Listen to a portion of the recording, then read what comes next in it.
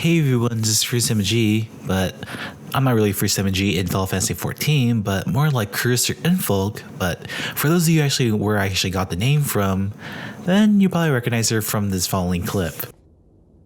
足りなかった?そんなこと。じゃあ、もう少しだけ。 Now that you know where I got her name from, and so let's actually jump onto some of the stuff I actually have to present you. And if you actually haven't noticed recently, ever since I left Elsword, things just got a lot more slower now that I've actually been playing a different game now.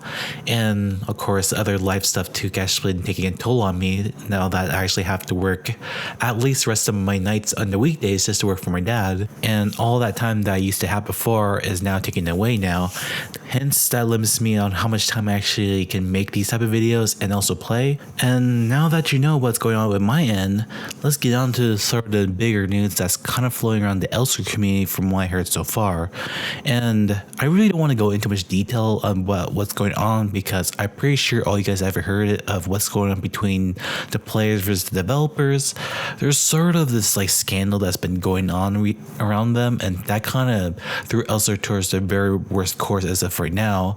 And currently for KOG, they try to do all their efforts just to revive the game as a reboot.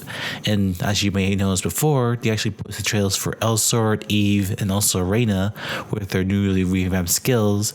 And by reading some of their changes that they did recently, some of the changes looks good, but for others, it's kind of questionable to the fact that it actually changed that specific skill to something else. And some of the well-known skills that it's been known for is kind of got gutted down to the ground that its utility is not as useful as it was before.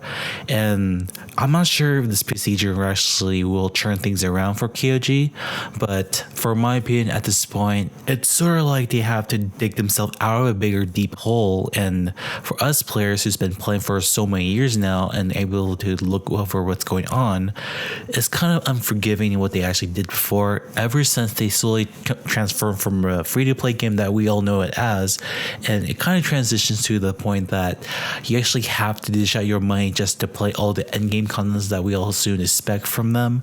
And that alone, that kind of like killed the game as a whole, and I can't really see myself jumping back to Elsword anymore because of the stale content. And yeah, with all the things that's going on around the game right now, it's just I can't find my reasons to go back anymore at this point. And this also affects other Elsword YouTubers such as Tiffany, Elsword Zero, which he recently renamed to Elsword Story, and each of them kind of addressed their concerns of, you know, all the memories what they have behind the game. And to be honest though, Elsword was the game that actually started this whole community around us, and it gave Tiffany, me, Elsword Zero, and plenty other Korean YouTubers and the North American Elsword users too, gave us that chance to build a community as a whole. And you know, we actually had fun with it, with all the games that the game has to offer for us. And look at right now, the game is in such a bad state that we don't actually have a reason why to come back for the game when it kind of already to the point that it has no return to where it was before. And I know this is kind of a very late response on my end regarding to the situation of Elsword. I just want to get this out there for you guys just in case, like, to those of you who actually are curious within my opinions with what's going on with Elsword as of right now. And if I were to be in their shoes right now, I would literally just scrap the whole game as a whole and start as a fresh new game and try to take some of the concepts that we love from Elsword, such as the diverse PvE content. And PvP is really hard to pick up because there's a lot of features that we actually been through, for such as character revamps or systems and how PvP works. And of course, you could say that Crucible is kind of their quote-unquote revamped game, but in reality, it's actually a brand new game by itself, just to kind of do like a parallel universe of what Grand Chase picked out of. But Crucible is not the true success of Elsword because of its unique characteristics that each game does.